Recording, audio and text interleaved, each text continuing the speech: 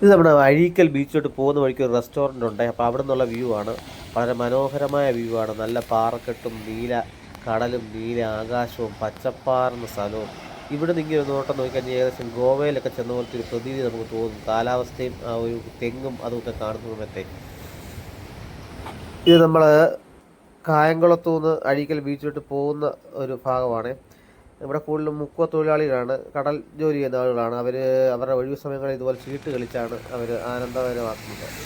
ഇത് നമ്മൾ അഴീക്കൽ ബീച്ചിലോട്ട് പോകുന്ന വഴിക്ക് ഉള്ള ഒരു പാലമാണ്. ഇതിൻ്റെ അടിയിൽ കൂടെ കായലാണ് പോകുന്നത്. ഇവിടെ കൂടുതലും വിശാലമായിട്ടുള്ള ഒരുപാട് പാലങ്ങൾ ഇങ്ങനെ പോകുന്നത് നമുക്ക് കാണാം. വണ്ടി ഇപ്പം തിരക്ക് കുറവാണ് കേട്ടോ. വിശാലമായിട്ടുള്ള ഈ കടലും കായലും ഒക്കെ ചേരുന്ന ഒരു ഭാഗമായിട്ടാണ് ഇവിടെ വരുന്നത്. നല്ല വിശാലമായിട്ടുള്ള കായലിൻ്റെ വ്യൂ ആണ് ഇപ്പോൾ നിങ്ങൾ കാണുന്നത്. നല്ല തെങ്ങുംതോപ്പിൻ്റെ രണ്ട് സൈഡിലും തെങ്ങുംതോപ്പ്, അതിൻ്റെ നടുവിൽ കൂടിയാണ് ഈ കായൽ ഇങ്ങനെ പോകുന്നത്. നല്ല വളരെ മനോഹരമായിട്ടുള്ള കാഴ്ചയാണ്. നമ്മൾ വീഡിയോയിൽ എത്ര മാത്രം കിട്ടിയെന്ന് നമുക്കറിയത്തില്ല. നേരിട്ട് കാണുവാണെങ്കിൽ വളരെ മനോഹരമായിട്ടുള്ള കാഴ്ചയാണ്. അത് നല്ല കാലാവസ്ഥയായിരുന്നു ഞാൻ പോയ സമയത്ത്. ഇപ്പോഴാണെങ്കിൽ ഭയങ്കര മഴയും കാര്യങ്ങളൊക്കെ പെയ്തുകൊണ്ടിരിക്കുമല്ലേ.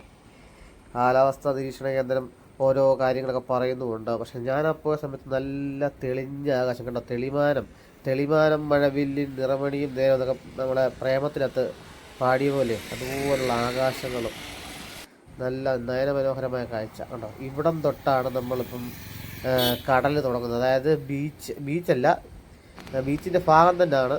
ആ പാറക്കെട്ടിനപ്പുറം കടലാണ്. നമ്മൾ അത്രയും അടുത്തൂടാണ് പോകുന്നത്. തൊട്ടില്ല എന്നുള്ള രീതി കണ്ടോ. ഈ പാറക്കെട്ട് കഴിഞ്ഞ് അതിൻ്റെ അപ്പുറത്ത് കടലാണ്.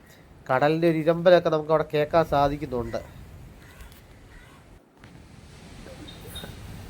ഇത് എനിക്ക് തോന്നുന്നു ഈ അഴീക്കൽ ബീച്ചിൽ മാത്രമാണെന്ന് തോന്നുന്നു ഇത്രയും അടുത്തൂടെ നമ്മളിങ്ങനെ റോഡ്, ഈ ബീച്ചിൻ്റെ സൈഡിൽ കൂടെ തന്നെ റോഡ് പോകുന്നുണ്ട്. അതുകൊണ്ട് നമുക്ക് കടലിൻ്റെ ഇരമ്പലും കാര്യങ്ങളൊക്കെ കേൾക്കാൻ പറ്റും. പക്ഷേ കടൽ നമുക്ക് കാണാൻ പറ്റില്ല. ഇടയ്ക്ക് തിരമാല അടിച്ച് കയറുമ്പോഴത്തേക്ക് അതിൻ്റെ ആ വെള്ളം തെറിക്കുന്നത് നമുക്ക് ഇടയ്ക്ക് കാണാൻ പറ്റും. പക്ഷേ ഇത് ഭീകരമാണെന്ന് വെച്ച് കഴിഞ്ഞാൽ ഒന്നെങ്കിൽ രാത്രി സമയത്ത് അല്ലെങ്കിൽ ഭയങ്കര മഴ പെയ്യുന്ന സമയത്തൊക്കെ ഇതുവഴി പോയി കഴിഞ്ഞാൽ അതിഭീകരമായിട്ടുള്ള ഒരു കാഴ്ചയാണ് നമുക്ക് കാണാൻ പറ്റുന്നത്. ഒരു ദിവസം ഞാനിത് രാത്രി പോയപ്പോൾ എനിക്കൊരു പേടി തോന്നി. കാര്യം ഈ കടലിൻ്റെ ഒരു മൂളക്കം ഇങ്ങനെ കേൾക്കുന്നത്. അന്ന് ചെറിയ ചാറ്റമഴ ഞങ്ങൾ ഉണ്ടായിരുന്നു. അപ്പോഴത്തേക്കും അതൊരു ഭയങ്കരമായിട്ടായിരിക്കും തോന്നിയത്. ഇതിപ്പോൾ കായംകുളത്തുനിന്ന് ഒരു ഷോർട്ട് കട്ടുണ്ട്. ആ ഷോർട്ട് കട്ട് ചാടിയാണ് ഞാൻ ഈ ഒരു ഭാഗത്ത് വന്നത്. ഇതുവഴി കുറച്ചുകൂടെ മുന്നോട്ട് പോയി കഴിഞ്ഞാൽ ലൈറ്റ് ഹൗസും കാര്യങ്ങളൊക്കെ കാണാം. കണ്ടോ, കടലിൻ്റെ ചെറിയൊരു കാഴ്ച നമുക്കിപ്പോൾ കാണാൻ പറ്റുന്നുണ്ട്. അപ്പോൾ പാറക്കെട്ടിൻ്റെ ഹൈറ്റ് താന്നു. എവിടെ നോക്കിയാലും ഇതുപോലെ മത്സ്യബന്ധന തൊഴിലാളികൾ വേല കെട്ടുന്നതും അത് സംബന്ധമായിട്ടുള്ള ഓരോ കാര്യങ്ങളാണ് ഇവിടെ കാണാൻ സാധിക്കുന്നത്.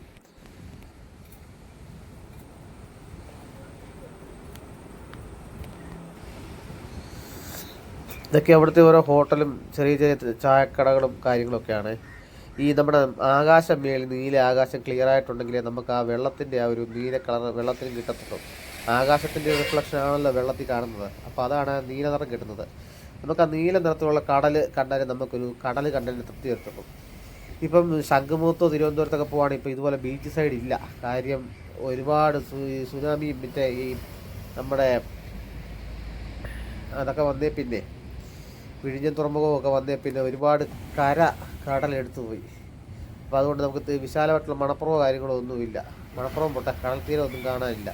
ഇവിടെ പക്ഷേ നല്ല വിശാലമായിട്ട് കുറേ ദൂരം തൊട്ട് ഇങ്ങനെ ഈ കടൽ കണ്ട് നമുക്ക് പോകാം. അപ്പം ബീച്ച് ആയിട്ടില്ല, ബീച്ച് ആവുന്നേ ഉള്ളൂ. എന്നിട്ട് പോലും വിശാലമായിട്ട് നമുക്ക് ഈ കടൽ കാണാം. ഇത് ഈ റോഡിൽ പോയി കടലിൻ്റെ കാഴ്ചകൾ തന്നെ കണ്ടാണ് നമ്മൾ പോകുന്നത്. ഈ പാറക്കൂട്ട ഒരു സൈഡിൽ നിന്ന് അങ്ങേ അറ്റം വരെ അടുക്കിയിട്ടുണ്ട് കേട്ടോ.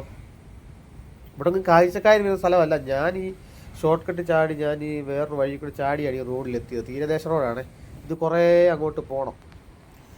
അങ്ങോട്ട് പോയി കഴിഞ്ഞാൽ ബീച്ച് ആകത്തുള്ളൂ. ഇതാണ് ആ റെസ്റ്റോറൻറ്റ്. ഞാൻ മുമ്പേ പറഞ്ഞു, തുടക്കത്തിൽ പറഞ്ഞില്ല റെസ്റ്റോറൻ്റ് എന്ന്. ഇവിടെ ആ മേളിലോട്ടുള്ള ഭാഗം അവർ വിശാലമായിട്ട് സെറ്റപ്പ് ആക്കിയിട്ടുണ്ട്. അവിടെ ഇരുന്ന് കഴിക്കുകയോ എടുക്കുകയോ കടൽ കാഴ്ചകൾ കണ്ട് അവിടെ ഇരുന്ന് കഴിക്കാം. ഗോവയിലൊക്കെ ആണെങ്കിൽ ബിയറൊക്കെ കിട്ടുന്ന റെസ്റ്റോറൻറ്റൊക്കെ ഇതുപോലൊക്കെയാണ് ഇരിക്കുന്നത്. ഇതുപോലുള്ള ഭാഗത്തൊക്കെ ഒരു ബിയറൊക്കെ അടിച്ചിട്ട് ഈ കാഴ്ചകളൊക്കെ ഇരുന്ന് കാണുവാണെങ്കിൽ നല്ലൊരു പ്രത്യേക വൈബായിരിക്കും. ഇവിടെ 4 മണി സമയത്തൊക്കെ ഞാൻ പോയത് ഒരു ചെറിയൊരു 2:30-3 മണി ആ സമയമൊക്കെയാണ്. ഇവിടെ ഇപ്പോൾ ഒരു 4 മണി 5 മണി സമയത്തൊക്കെ ആകുമ്പോൾ ഇഷ്ടംപോലെ ആൾ വന്ന് പറയും. കണ്ടോ, ഇതാ ഞാൻ പറഞ്ഞു ഈ ഒരു കാഴ്ചയൊക്കെ നമ്മളിവിടെ ഒരു ബിയറൊക്കെ അടിച്ച് ഒരാളൊക്കെ നമ്മൾ കൂട്ടുകാരനോ അല്ലെങ്കിൽ ഫാമിലിയൊക്കെ ആണെങ്കിൽ വർത്താനമൊക്കെ പറഞ്ഞ് ഇങ്ങനെ കണ്ട് കേട്ട് പോവാം. നല്ല വിശാലമായിട്ടുള്ള വ്യൂ പോയിൻ്റാണ്. ഇങ്ങേ അറ്റത്ത് നിന്ന് അങ്ങേ അറ്റം വരെ കാണാം. നല്ല പച്ചപ്പാർന്ന പ്രകൃതി രമണീയമായ സ്ഥലം. ഇനി എന്നെ കൂടെ കുറച്ച് നേരം കാണിച്ചേക്കാം. കണ്ടോ, ഈ വെട്ടത്തിൻ്റെ വിഷയമുള്ളതുകൊണ്ടേ ആണ് ഇടയ്ക്ക് മങ്ങൽ വരുന്നത്. ഞാനിപ്പോൾ ഇതിനു വേണ്ടി മാത്രമായിട്ട് വന്നതല്ല, ഞാനിവിടെ ഒരു ആവശ്യത്തിന് വേണ്ടി വന്നതാണ്, ജോലി സംബന്ധമായിട്ടുള്ള ആവശ്യത്തിന്. അപ്പോൾ ആ കൂട്ടി ജസ്റ്റ് ഇവിടെ നിന്ന് ഇറങ്ങിയതേ ഉള്ളൂ. എനിക്ക് എത്ര നേരം വേണേലും ഈ കടൽ കണ്ടിരിക്കാം. കടൽ കാണുന്നത് എനിക്ക് വളരെ ഇഷ്ടമായിട്ടുള്ളൊരു കാര്യമാണ്. പിന്നെ നല്ലതല്ലേ ഇതുപോലെ നയനമനോഹരമായിട്ടുള്ള കടൽ നമുക്ക് കാണാൻ പറ്റുന്നത്.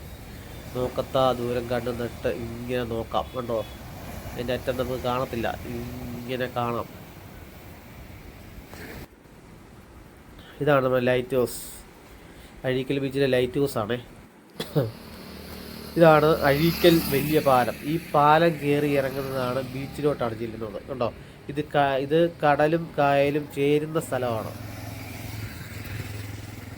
അഴിമുഖം കണ്ടോ, ഇത് കായൽ, അപ്പുറത്ത് കടൽ, ഇത് രണ്ടും കൂടെ ഒരുമിച്ച് ചേരുന്ന ഭാഗമാണ്. വിശാലമായിട്ടുള്ള കായലാണ് കേട്ടോ.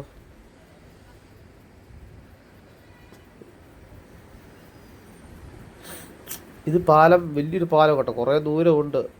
ഈ പാലത്തിൻ്റെ ഓരോ തൂണിൻ്റെ അടിയിലും ആളുകൾ ഇരുന്ന് കാറ്റ് കൊള്ളുകയും വർത്തമാനം പറയുകയും ഒക്കെ ചെയ്യുന്നുണ്ട്. വിശാലമായിട്ടുള്ള പാലമാണ്. അപ്പോൾ പാലത്തിൻ്റെ മേളിൽ നിന്നുള്ള വ്യൂ ആണ് നിങ്ങൾ ഈ കണ്ടുകൊണ്ടിരിക്കുന്നത്. കണ്ടോ, ഉണ്ട്. അത് ആ ഭാഗം എന്ന് പറഞ്ഞു കഴിഞ്ഞാൽ ഈ ഭാഗമല്ല, അതിൻ്റെ ഇപ്പുറത്തെ ഭാഗം അത് ബീച്ചിൻ്റെ ഭാഗമാണ്. കണ്ടോ, വിശാലമായിട്ടുള്ള പാലമാണ്. ഇതിൻ്റെ കീഴിലൊക്കെ ഇരുന്ന് ആളുകൾ കാറ്റ് കൊള്ളാനും കാര്യങ്ങളൊക്കെ പറഞ്ഞിരിക്കാം വൈകുന്നേരങ്ങളിലൊക്കെ. കണ്ടോ, ലൈറ്റ് ഹൗസിൻ്റെ വ്യൂ ഉണ്ട്. അത് ബീച്ചാണ് കാണുന്നത്. കണ്ടോ, ബീച്ച് അങ്ങനെ നടന്ന് ആ കെട്ടേ കൂടെ നടന്ന് അങ്ങേ അറ്റം വരെ പോവാം ബീച്ചിലെ. കണ്ടോ, പോണ്ടൊക്കെ അങ്ങ് പോവാം. നമുക്കിനി കറങ്ങി വേണം താഴെ വരാൻ. എൻ്റെ കൂട്ടത്തിൽ പുള്ളിക്കാരനോട് ലിഫ്റ്റ് അടിച്ച് കയറിയാൽ പുള്ളി അതുകൊണ്ടാണ് നിൽക്കുന്നത്. പോയെന്ന് വഴിക്ക് ഞാനും ഉണ്ടെന്ന് പറയും. ബീച്ച് എവിടെയാണെന്ന് ചോദിച്ചപ്പോൾ ഞാനും ഉണ്ടെന്ന് പറഞ്ഞു. കണ്ടോ, ഒരു പരുന്തിനെ കണ്ടോ, ഞാൻ പരുന്തിൻ്റെ ഒരു വ്യൂ കിട്ടി പിന്നെ എടുത്തതാണ്.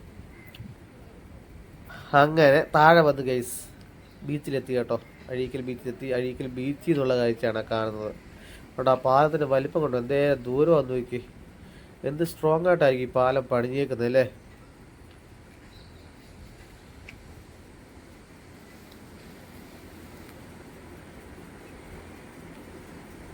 ആളുകളൊക്കെ വരുന്നുള്ളൂ. 2:30-3 മണി സമയമൊക്കെ ഉണ്ടേ. ഭയങ്കര വെയിലാണ്, അതുകൊണ്ട് ആളുകളൊക്കെ വരുന്നുള്ളൂ. നല്ല വിശാലമായിട്ടുള്ള ബീച്ചാണ് കേട്ടോ. വന്നിരുന്ന് കാര്യങ്ങളൊക്കെ സംസാരിച്ച് കണ്ടു കേട്ട് പോകാൻ പറ്റിയ ബീച്ചാണ്. നമുക്ക് ഈ ആലപ്പുഴയോ തിരുവനന്തപുരം ഒക്കെ പോകാൻ ദൂരവും ഇല്ല. കായംകുളമാണ്, കായംകുളം അഴീക്കൽ ബീച്ച് കേട്ടോ. ഇതാ മുമ്പ് ഞാൻ വെച്ച് കേട്ട. ഇതുവഴി നടന്നു കഴിഞ്ഞാൽ അങ്ങോട്ടങ്ങ് ഇറങ്ങാം. ഒരു പകുതി ദൂരം വരെ നമുക്ക് പോകാൻ പറ്റും. ഇവിടെ സ്പീഡ് ബോട്ടും കാര്യങ്ങളൊക്കെ അങ്ങോട്ടും ഇങ്ങോട്ടും, സ്പീഡ് ബോട്ടിൻ്റെ സഫാരി കാര്യങ്ങളൊക്കെ ഉണ്ട് കേട്ടോ. അതൊക്കെ ആസ്വദിക്കേണ്ടവർക്കും കയറേണ്ടവർക്കൊക്കെ കയറാം കേട്ടോ. ഈ കെട്ടേ കൂടെ ഒരുപാട് ആളുകൾ നടന്ന് അങ്ങേ അറ്റം വരെയൊക്കെ പോകുന്നുണ്ട്. അത്യാവശ്യം നല്ല ദൂരമുണ്ട് കേട്ടോ അവിടെ നടക്കാനേ.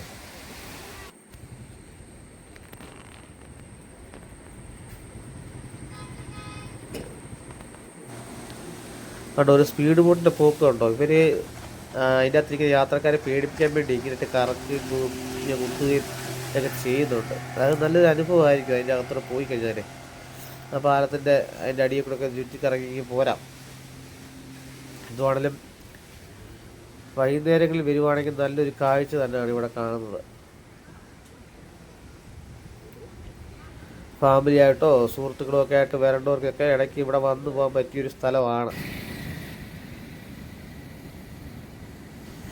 അപ്പം എനിക്ക് സമയം, ഞാൻ വന്ന കാര്യങ്ങളൊക്കെ കഴിഞ്ഞിട്ട് എനിക്കധികം സമയം കിട്ടിയില്ല. അപ്പം ഏകദേശം കാര്യങ്ങളൊക്കെ നിങ്ങളെ കാണിക്കാൻ സാധിച്ചെന്ന് വിശ്വസിക്കുന്നു. ഞാൻ ഉദ്ദേശിക്കുന്നത് ഈ ബീച്ചിൻ്റെ ഭംഗി, അതിൻ്റെ സൈഡിൽ കൂടെയുള്ള പോകുമ്പോൾ ആ സൈഡ് ബീച്ച് സൈഡ് റോഡിൽ പോകുമ്പോഴുള്ള കാഴ്ചകൾ, അതൊക്കെയാണ് ഞാൻ ഉദ്ദേശിച്ചിരുന്നത്.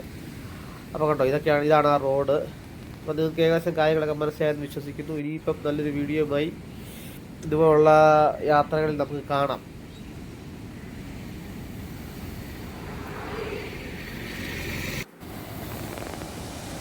ഇവിടെ കംപ്ലീറ്റ് ഈ കടൽ ഭിത്തിക്ക് വരെ പാറയാട്ടോ. പാറ ഇങ്ങനെ കരിങ്കല്ല് പീസുകൾ കീറി ഇട്ടേക്കുകയാണ്.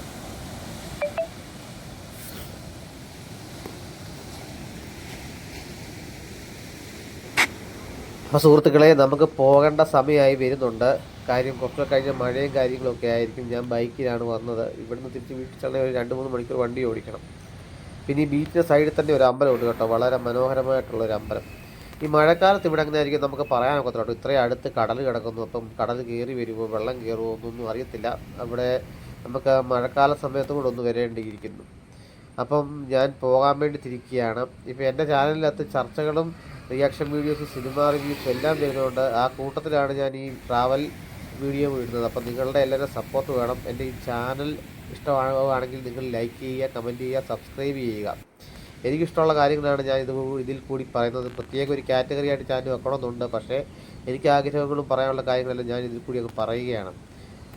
കണ്ടോ, ഇവരുടെ ഈ മത്സ്യബന്ധനം കഴിഞ്ഞ് കഴിഞ്ഞാൽ പിന്നെ ഉച്ച കഴിഞ്ഞാൽ ഫ്രീ ടൈമുകളിൽ ഇവർ ഇതുപോലെ ചീട്ട് കളിക്കും. ചീട്ടുകളി, വട്ടുകളി, ഇതൊക്കെയാണ്. അത് ഈ കടൽ തീരങ്ങളിൽ മാത്രം കണ്ടുവരുന്നൊരു കാഴ്ചയാണ്. മറ്റ് ഗ്രാമപ്രദേശങ്ങളിലൊന്നും ഇപ്പോൾ ഇതുപോലത്തെ കളികളൊന്നും ചേട്ടന്മാർ കളിക്കുന്നത് കാണുന്നില്ല. അപ്പോൾ ഓക്കെ, ബൈ.